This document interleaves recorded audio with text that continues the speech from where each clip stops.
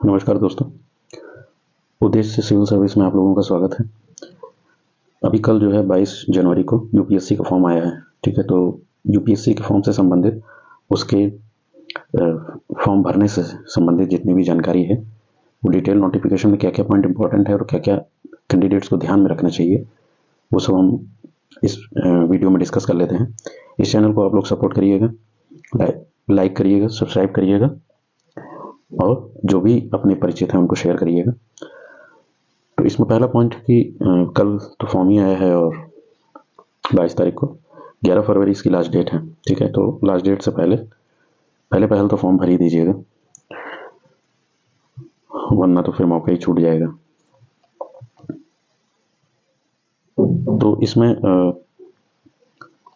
जो यूपीएससी का फॉर्म है वो अब जो है, पिछली बार से ही ऐसा हो गया था कि एक ओटीआर आपको भरना है जो इस वेबसाइट पर उपलब्ध है। ठीक है, तो ओटीआर के माध्यम से पहले आपको ओटीआर फिल करना पड़ेगा, फिर फॉर्म भर जाएगा, उसमें जानकारी अपने आप जो है ट्रांसफ़र हो जाती है।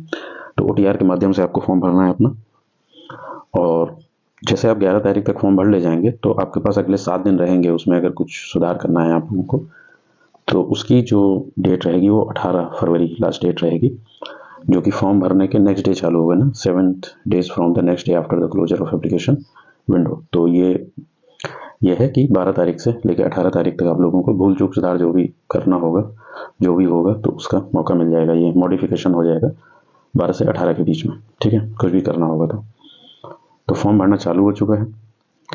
और इसमें आप ये देखिएगा कि ओटीआर के समय जो भी आईडी, वैलिड आईडी, आधार, वोटर, जो भी आप लोगों को, ये तो सब आपको पता ही है। लास्ट डेट है 11, ये भी पता है। 1/3 का इसमें माइनस मार्किंग होता है, ये इसमें उसकी बात किया है। ठीक है, और इसके बाद इसमें एक इम्पॉर्टेंट बात है कि जो फोटोग्राफ्स हैं वो 10 दिन का होना चाहिए। और इसमें एक जो चेंज किया है इसमें इंश्योर करना है कि नेम ऑफ द कैंडिडेट हो, date of the which photographs was taken are clearly mention on the photograph. ठीक है, जो ensure that the name of the candidate and the date on which the photograph was taken are clearly mentioned on the photograph. तो नाम और date ये clearly mention होना चाहिए photograph में, 10 दिन पुराना नहीं होना चाहिए, और फोटोग्राफ को लेकर के आप इंश्योर होना है कि इस तरह की फोटोग्राफ हो, 3x4 आपका कवर हो, जो स्पेस है चेहरे का, तो फोटोग्राफ एकदम क्लियर होना चाहिए और वही फोटोग्राफ चलेगा लास्ट तक। प्री मेंस इंटरव्यू जो भी रहेगा तो उस फोटोग्राफ की आप ज़्यादा कॉपी बनवा लीजिएगा। मैं तो कहता हूँ कि एक नई फोटो ही खिंचवा लीजिएगा तो ज़्यादा ठीक रहेगा, नाम और डेट ऑफ फोटो के साथ। ठीक है, तो डेट ऑफ फोटो रहेगी। तो ये उसने बदलाव किया है, ये एक मेजर चेंजेस है जो इस बार किया है उसने, तो इसको लेकर के आप श्योर रहिएगा। और इसमें तो लिया हुआ है कि 30 मिनट पहले पहुंचना है जब भी एग्ज़ाम होगा। ठीक है, आप डिटेल नोटिफिकेशन में देख सकते हैं, ये सब सर्विसेज होती हैं। कई बार लड़के भटकते हैं इसमें, IAS, IFS, IPS, audit service, ये सब जितनी भी एलाइड सर्विसेज होती हैं, तो 23 टाइप हैं इनके। ठीक है, तो ये आप देख लीजिएगा, ये तो मेंस में काम पड़ता है आपका। फिर इसके बाद सेंटर्स की लिस्ट यहाँ पे पेज नंबर 8 में दी हुई है। ठीक है, तो इसमें जो सेंटर्स हैं आप देख लीजिएगा, लखनऊ है, प्रयागराज है। ठीक है, एज लिमिट का जो है वो आप देख लीजिएगा, 21 ईयर ओल्ड, लास्ट डेट 32 है। ठीक है, जो जनरल वर्ग के कैंडिडेट हैं उनके लिए, मतलब 2 अगस्त 1993 से एंड नॉट लेटर देन 1 अगस्त 2004, 1 अगस्त 2004 से ज़्यादा नहीं होना चाहिए। 2 अगस्त से पहले 93 से, और 1 अगस्त 2004 के बाद का नहीं होना चाहिए। इसमें जो रिलैक्सेशन है वो schedule caste and schedule tribes को 5 ईयर का है। ठीक है, ओबीसी को 3 साल का है, 3 ईयर का है ओबीसी में।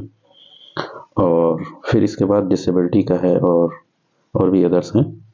ठीक है, डिफेंस पर्सनल का है, तो काफ़ी इसमें है। और जो फिजिकल हैंडीकैप्ड हैं उनका भी है ये, तो ये सब भी होगा।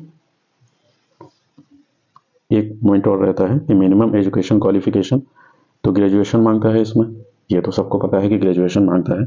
एक जो पॉइंट रहता है जो क्लियर नहीं रहता है कि अपेयरिंग का क्या होगा, तो अपेयरिंग वाले मुद्दे पर यह है कि आपको candidate who have appeared a qualifying examination the passing of which would render them educationally qualified for the commission examination but have not been informed the result. Also, the candidate who intend to appear at such as qualifying examinations will also be eligible for the admission to the written part of the civil service exam 2025. तो इसमें यह है कि आप अगर appearing में भी हैं तो आप फॉर्म भर के, अगर आपकी उम्र होनी चाहिए, आप फॉर्म भर के अपीयर हो सकते हैं। लेकिन जो रिटन पार्ट है एग्जामिनेशन का, यानी कि जो मेंस है, उस समय तक हो सकते हैं। लेकिन जब आप इंटरव्यू देने जाएंगे, ठीक है, इंटरव्यू, तो आपको रिक्वायर रहेगा कि आप एक ऐसा सर्टिफिकेट प्रोड्यूस करें, produce proof of the passing of the requisite qualifying examination with in the time limit. ठीक है, तो टाइम देगा, उसमें आप लोगों को ये प्रूफ करना रहेगा कि आप उसको मतलब आप पास हो चुके हैं, ऐसा बता पाएँ। ठीक है, तो आप लोगों को आयोग समय देता है, ठीक है, कि आप पास हुए हैं कि नहीं हुए हैं, तो आपको वो प्रोड्यूस करना पड़ेगा। जैसे आप ज़्यादातर कैंडिडेट जैसे थर्ड ईयर में हैं, तो वो जब फॉर्म भरते हैं तो अमूमन दे देता है वो रिजल्ट। ठीक है, तो और अगर किसी वजह से नहीं भी आप उसके साइकिल में आप आ रहे हैं कि नहीं हो पा रहा है, तो और वैलिड समय पे आपने प्रूफ नहीं दे पाए, तो कैंडिडेचर रिजेक्ट भी कर सकता है। तो इस बात का ध्यान रखिएगा कि उस समय तक इंश्योर रहिएगा कि आपका पासिंग सर्टिफिकेट आपके हाथ में हो। ठीक है, पास होने वाला। नंबर ऑफ अटेम्प्ट देख लेते हैं इसमें। तो ऐसे नॉर्मल तो 6 अटेम्प्ट रहते हैं सबके पास, जनरल में भी 6 हैं, SC ST में अनलिमिटेड है। ठीक है, और OBC के पास 9 अटेम्प्ट रहते हैं, 35 ईयर तक 9 अटेम्प्ट, SC ST में 37 ईयर तक, क्योंकि उन्हें 5 साल की छूट मिलती है, OBC को 3 साल की, तो 37 ईयर तक अनलिमिटेड अटेम्प्ट रहते हैं। मतलब अगर वो 21 से चालू करे 37 तक, तो कंटिन्यू देता ही जाएगा, 15-16 बार जो एग्ज़ाम होगा वो। ठीक है, और OBC 9 बार, 35 ईयर्स तक 9 बार वो एग्ज़ाम देता जाएगा, जितने भी वो जैसे भी मैनेज करना चाहे। ठीक है, और ये जो हैंडीकैप्ड हैं उनके लिए भी वही है, 9 अटेम्प्ट उनको भी हैं।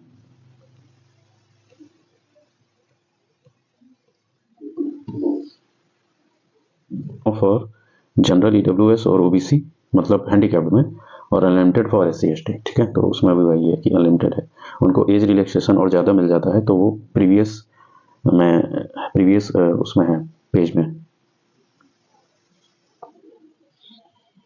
ये देखिए, ये पूरा स्कीम दिया हुआ है 24 पेज पे, प्री और मेंस की स्कीम है पूरी। आप लोगों को सीधे यहाँ पे देखने की ज़रूरत है। प्री में 2 पेपर होंगे, ठीक है, 200 नंबर के 2 पेपर होंगे, एक GS का होता है और सी सेट का होता है। ठीक है, तो 200 नंबर के पेपर होते हैं। इसमें तो 100 क्वेश्चन होते हैं GS वाले में, और सी सेट वाले में 80 क्वेश्चन होते हैं। ठीक है, तो ये आपको देखना है। 33% मार्क्स मार्किंग होता है GS में, और हिंदी इंग्लिश दोनों में होता है। और फिर ये मेंस का सिलेबस है। मेंस में paper A paper B 300 number के। ठीक है, ये इंग्लिश का है, और एक ये वो लैंग्वेज है जो आप चुनेंगे। ठीक है, लोग जो भी चुनते हैं, जो भी 22 लैंग्वेजेस हैं इंडियन लैंग्वेज में, जो भी 8 शेड्यूल्ड ऑफ कॉन्स्टिट्यूशन में दी हुई है, 22 लैंग्वेज 8वीं अनुसूची में जो भाषाएं दी हैं 22 में, तो ये 300 नंबर की, और फिर पेपर 1, 2, 3, 4, 5, 6, ये सब 250 मार्क्स के 250 नंबर के पेपर होते हैं। टोटल जो है 1750 मार्क्स का होता है रिटन टेस्ट। ठीक है, और 275 मार्क्स का 275 का इंटरव्यू, टोटल जो है 2025 मार्क का। तो ये आप जरूर देखिएगा क्या क्या है इसमें, सब कुछ दिया हुआ है, और आगे और डिटेल में दिया हुआ है। डिटेल पूरा दिया हुआ है पेज नंबर 30 से। ठीक है, पूरे प्री का सिलेबस, सी सेट का सिलेबस, मतलब GS और प्री का दोनों का, और पूरे मेंस का सिलेबस यहाँ से पेज नंबर 30 से दिया हुआ है।